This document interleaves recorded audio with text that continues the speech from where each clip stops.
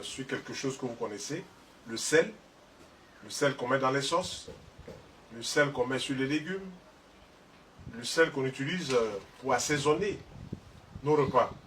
Et puis aussi vous parlez du sucre, mais présenté sous un autre angle. Ça veut dire quoi? Le sel, on le met dans les sauces, mais lorsqu'on porte le sel sur soi, le sel neutralise les ondes négatives qui peuvent venir de l'extérieur.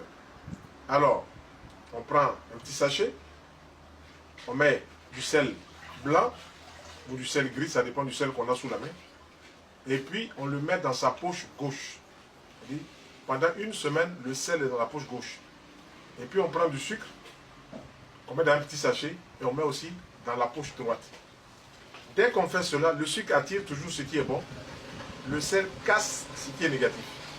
Donc si vous portez le sucre dans votre poche gauche, vous le collez de votre côté droit, et le sel de votre côté gauche, vous gardez ça comme ça. Après une semaine, vous jetez ce sel-là et vous remettez un autre sel. Le sel devient comme un rempart qui protège contre les zones négatives, contre les zones qui ne sont pas bonnes. Et le sucre, son rôle, c'est d'attirer. Quand vous portez le sucre, 15 jours après vous changez le sucre, vous mettez un autre sucre. Ça peut être 3 morceaux de sucre dans un sachet, dans une enveloppe que vous gardez dans votre poche droite, et puis du sel que vous mettez dans votre poche gauche, dans une enveloppe, vous gardez dans votre poche gauche. Et chaque semaine, vous changez le sel. Cela crée les conditions pour que l'énergie de l'argent vienne chez vous, le plus simplement possible. Alors, le deuxième élément que je voulais utiliser, c'est toujours le sucre et le sel. Vous prenez 3 morceaux de sucre que vous mettez dans un verre d'eau, et puis vous prenez 3 petites cuillères de sel que vous mettez dans un verre d'eau. Vous laissez le sucre et le sel pendant 3 jours à tremper dans cette eau. Ça va complètement se dissoudre. Et le 4e jour, vous mélangez le tout, et puis vous rapprochez le verre dans lequel se trouve le sucre et le sel. Vous faites 2 vœux sur le verre, et vous allez verser ça sur le sol. Vous verrez la manifestation le plus rapidement possible. Ensuite, le 3e élément que nous allons utiliser, c'est toujours le sucre. Mais nous allons prendre une bouteille d'1 litre d'eau, et nous mettons dedans 7 morceaux de sucre dans ce litre d'eau.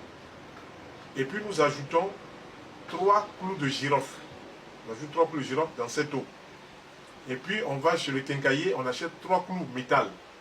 On met dans le mur, vous mettez 3 clous dans cette bouteille-là, puis vous fermez, vous laissez une semaine.